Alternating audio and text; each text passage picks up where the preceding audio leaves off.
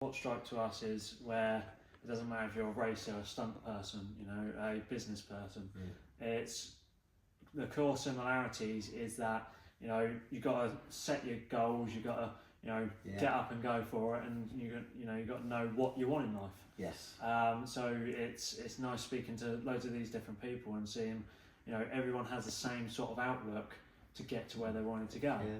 So obviously, looking at this history, is it always racing that was your passion? That's what you wanted to do? My passion were riding bikes. Yeah. You know, and that obviously then just links into racing. You know, because then you get the competition as well as the riding the bikes as well. You know, as I say, I was introduced it by my family really. Yeah. But before my family went into racing, it was like the normal school kid.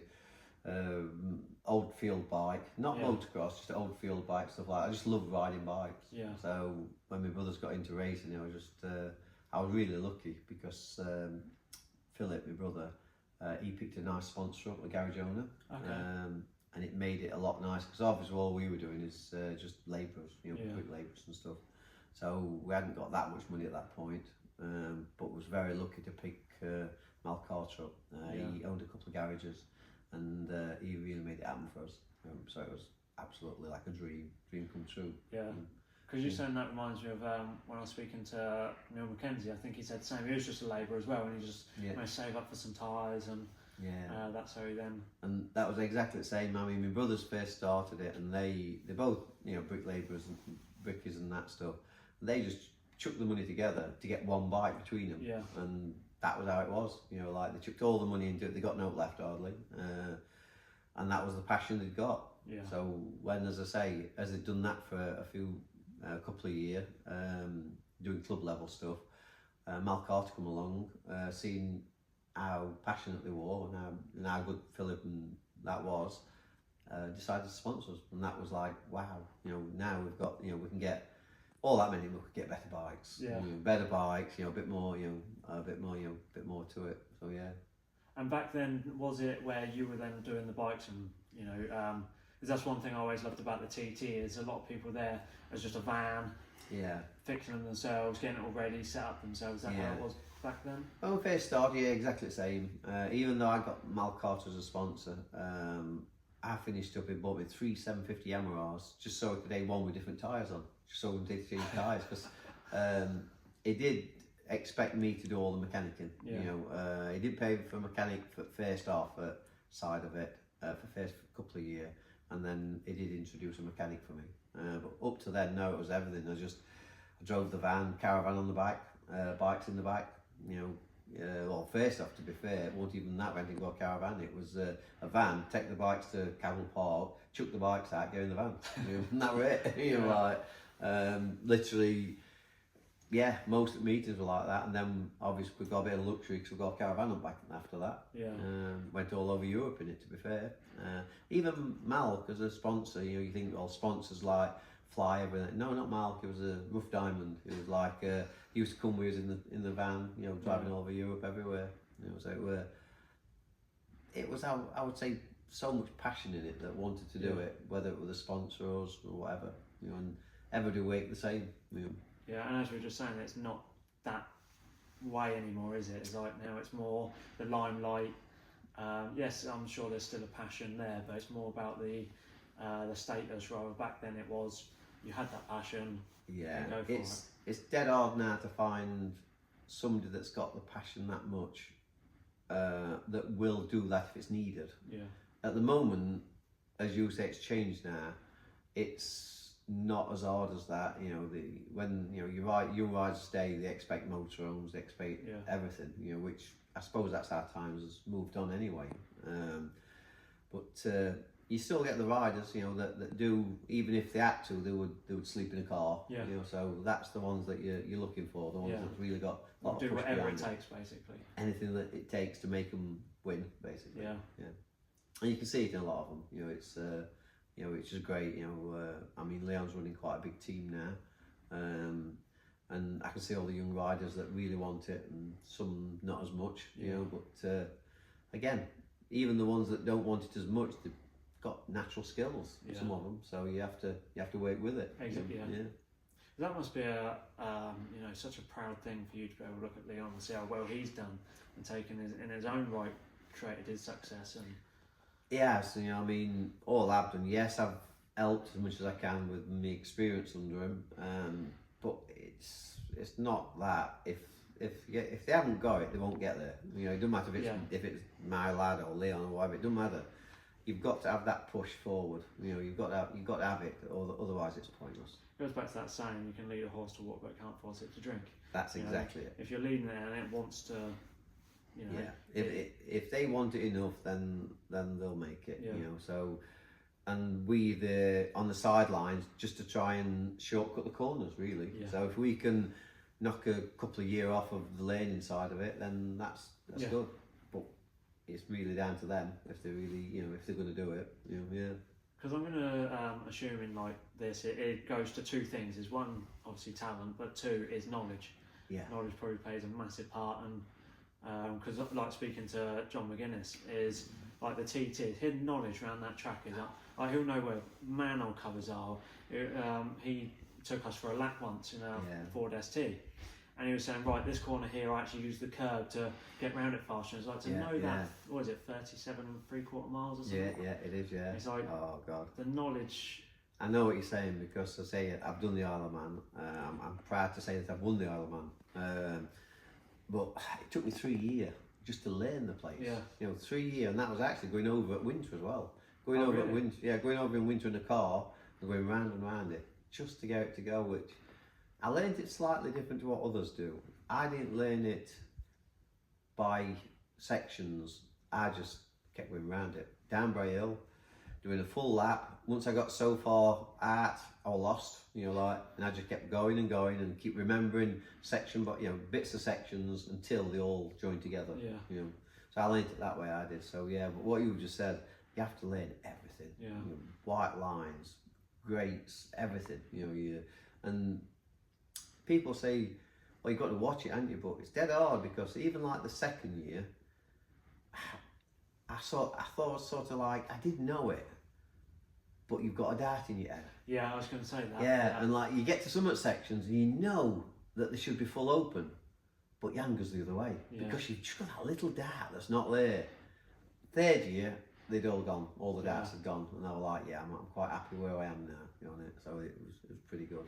So I'm going to guess as well for that is there's so many different variables because obviously, like say, lines, paint must make a big difference on the road. Do you find like different, I don't know, would it be like different tarmacs, different way the road's laid? Would that cause much issue? Or it does quite a bit. But the biggest thing you do in the Isle of Man is, because you have to get to know it, because the thing's such a fast average, you're way over the 100 most of the time, and you're actually predicting stuff 3 or 4 corners ahead because it's going that fast. You've already made the move, before it's even here. So it's like a rhythm that and you can't wait till you see it half at time because then you're going that quick, it's too late. So you've already started to make the move beforehand. And that's where the knowledge comes in. Where you sort of get the knowledge that you start peeling in without even really seeing it, but you've got to because you're going so quick. Sadly to say, I think Pat Ennan is first year or second year. He did the obvious. I thought he knew it, and he went left and he should have gone right. That was Pat Ennan when he was he really good riders, and I think it didn't kill him, but I think he got brain damage or something on it. And that's what I'm trying to say. That was, I don't know if it was first year or his second year. And he'd got so much confidence in himself, he thought he knew. Where it's not the place to do that. It just takes that one go, and he set it up for a left, and it was actually a right. So it was actually on the right hand side of the road, and it was he just couldn't do it. So Isle of Man is a knowledge place to start with. So how many years did you do that? I did it for third year. I won it 4 years. 4 years. I got a year missed in the middle, so I did a 4 year thing, but I missed one in the middle, so over a 5 year period, But so I say I won it the first time. We had that protest. The awkward bit about that is they didn't tell me that I'd not won it until the presentation down on the seafront in the hotel. And so I won the race, took the laurels on the rostrum, everything perfect. And then come at night time, all dressed up with the tie and all that bit, you know. I'm waiting to go on the stage for the win, and they shouted me up for second. I thought, no, you got it wrong. I won it. You know. Then they told me that no. Graham Crosby, I think it was. Yeah, it was Graham Crosby. Didn't start in his position, and he started at the back of the grid. Well, in the rule book it says if you don't start in your position, you lose your time. Well, for some reason they get anything back, and he beat me with 2 seconds. Really? Yeah, I run the race a lot slower than what I should have done because I was miles clear. Yeah. And yet they says they beat me with 2 seconds, but I don't know the problem. So that caused a bit of a problem. Yeah. Honda was really upset because they knew it was wrong, and they decided to protest by painting all the bikes, all the nice, beautiful bikes on the bike. They painted everything black overnight. Went and got a set of leathers made. Me, Joey Dunlop, Alex George, me and Joey Dunlop, that were the team, and we all actually used black leathers, you know, and black bikes, all these beautiful, pretty bikes, you know, all coloured up, stickered up a lot, just got paint and just went black. What was the reason for that? Sorry for a stupid question. It's because, to be fair, Isle of Man was wrong. By putting me second, it was wrong because, as I say, they gave him his time back for no reason, without telling us, so we couldn't protest again. It was 30 minutes after the race, you're not allowed to, you know, that's time over. They never told us till the night time. And when they give him his time back, it gave him something like about nearly a minute. Well, they only beat me 2 seconds, so it didn't give me a chance to even try and win it, you know. And if you open the rule book up and look at it, it says if you do not start in your position, you lose that time.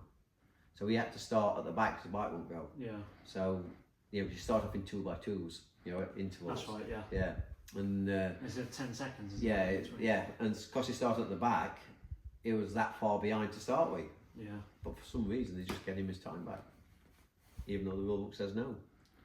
So that's, you know, Japan realised that. First off, they was going to really do even more than that. They was going to pull every Honda out of the race, total. Really? Everyone. Everybody on it, they're going to pull them out of the race. But then the Isle of Man realised that they'd done wrong, and obviously Japan and Isle of Man talked together and agreed that we'll just paint all the bikes black, you know, just to say, look, you're wrong, you know, So then the following year I went back and won it. So. Yeah. Again, I say again, but really it's only in the books it'll only be one. Yeah. But I say 2.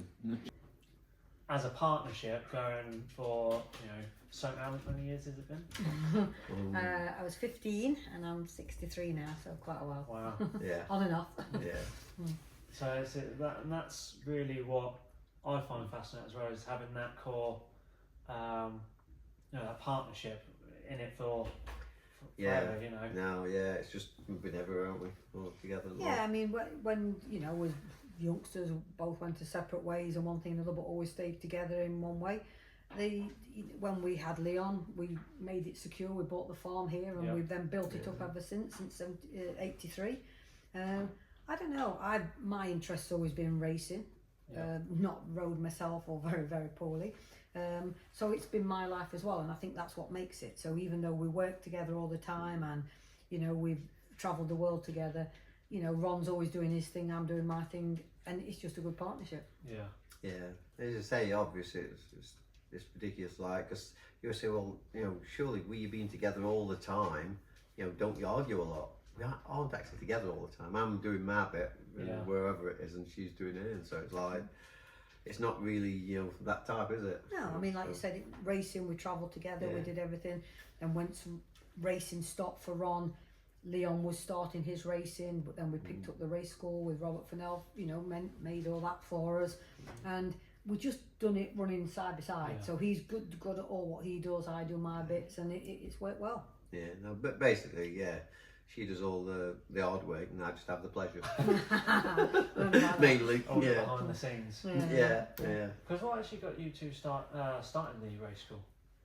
That's something I actually found Quite interesting. when I'd finished, not finished racing, I come back to England, so I'd done my GP career, come back to England with the Norton and stuff, and it was Robert Fennell and Honda that was like wanting a school and stuff. Obviously I went in for it straight away, which I thought I was going to run it for Honda, Right. Okay. but it wasn't the case. They wanted, for me to run it as mine, not actually Honda's. So that was a frightening part, because we've never done it like that before. So like all we done was like a yearly contract under racing, and that was it really. So we hadn't had all the the business side of it. We didn't know if we could do it for start off, and I was lucky. It was going to be like probably a 3-year project. We thought, it was what 24 years later, which was fantastic. Yeah. I think we're also prior to that. Ron had helped the Yamaha school a little bit, and because he was known to be a developer and loved helping young people. We did a little bit with John Reynolds in the very, very, very early days, and it was just something that he enjoyed doing. So when it came up, it wasn't technically a job as such. It was, oh God, I can do this. We didn't ever think it would get as big as it was, but it was good. I'd still carry on with it today if it was possible. It was an extension on what I love doing. Yeah. Like fantastic.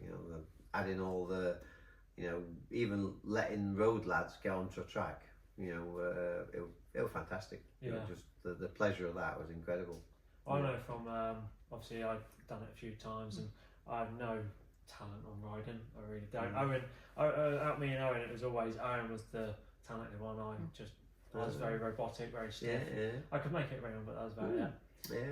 But it was an amazing experience, and learnt so much doing that. Because when we first started, you had to do the car park. Yes. That was good. You got a little bit on the track before everyone else went on. And then you got to do the car park. And when Ron set that up, I'm saying, what are you doing? Why are you making them do stoppies and grabbing a handful of brakes? But there was a purpose for it. It was a way of learning that I put forward that I knew it would be enjoying. You'd enjoy it, even though it was sometimes a little bit out of character, for the bike. It was still fun. We used to, as I say, in the car park, people that's not rode bikes much, I'm getting them to pull the brake and do a stoppie. I'm getting them to ride, one hand, no hands. And you think, why?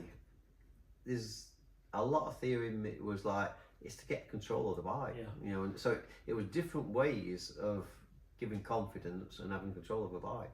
It was my way of putting it forward to them.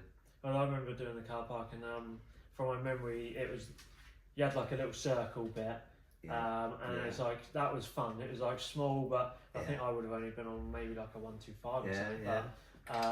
But I felt like a racer just going around that. And you had the stoppy bits. And, but that's when my mum first learnt to ride. She'd never ridden a bike before until she came there. She loved it. I think that was the biggest pleasure that I saw that. People don't get the opportunities like probably they did in your day. And we gave that opportunity where people that would never have an opportunity or even think about it, tried it, and they loved it. And that's important. I mean, I say, in the car park, I could get him to get the knee down, everything. Like it was, I think that's where Owen first got his knee down. It was. So no, it was fun. So when you say a job or whatever, not really. It was just fun bikes again, riding. All different sizes. And everything. So it was good. And then what made you? Because we were discussing earlier, what made you actually go down like flying planes? Going down the planes. That was a bit weird. It's when I was in the, once I started getting pretty good in the MotoGP stuff, the pressure gets a lot, a lot to you, like time. So you have to get something that takes you away from it a little bit, so you your brain can have a rest. And I went to model flying planes, the radio control stuff. And it was just it's something that was something that you couldn't think about no delts bar looking at it and flying it. So it got you away from the pressure a little bit. I go into it that much. It went from model planes to microlights to the other one, and I think with that, and I think again like your racing people, you know, the motocross, trials, road racing, whatever. The planes is a similar thing. It's another buzz, isn't it? Yes, it's another buzz to it. Adrenaline. You know, so it's like it was just a massive. I never thought I would be flying a plane round.